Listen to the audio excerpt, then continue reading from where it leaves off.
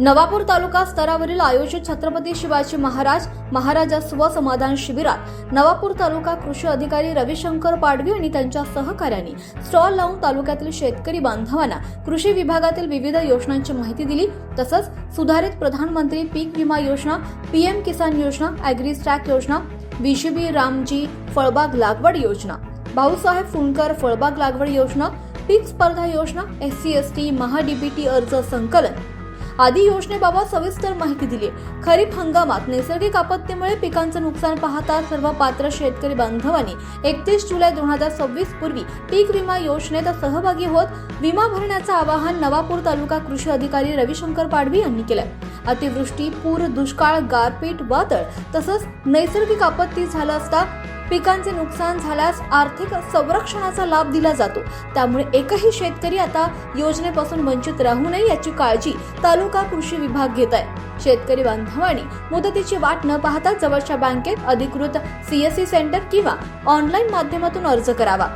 अर्जासोबत आधार कार्ड, 7/12 उतारा, 8A bank passbook आणि पेरणीची माहिती तयार ठेवणं। तसंच आणखी माहिती हवी असल्यास कृषी सहाय्यक, कृषी पर्यवेक्षक, तालुका कृषी कार्यालयाशी संपर्क साधा, असं तालुका कृषी अधिकारी रविशंकर पाडवी यांनी आवाहन केलं।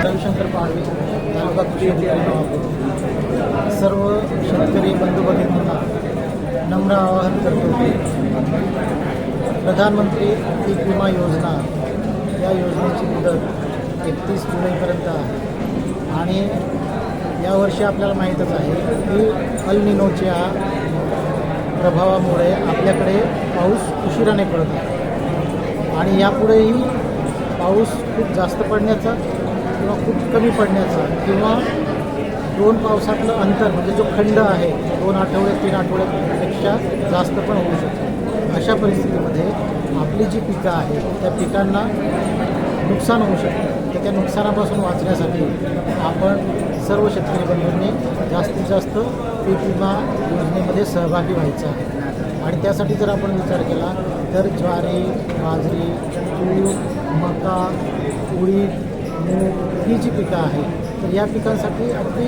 32 ते 33 रुपये फक्त प्रति एकरी हप्त्याची रक्कम आहे। म्हणजे एवढी कमी रक्कम भरून आपण या योजनेमध्ये सहभागी होऊ शकतो। त्यामुळं पुन्हा माझं सगळ्या तालुक्यातील शेतकरी बंधूंना आवाहन राहील की आपण 31 जुलैच्या आधी जास्तीत जास्त पीक विमा योजनेमध्ये सहभागी व्हायचं आहे। 24 लाईव्ह महाराष्ट्र न्यूजसाठी पंकज आहिरे, नवापूर।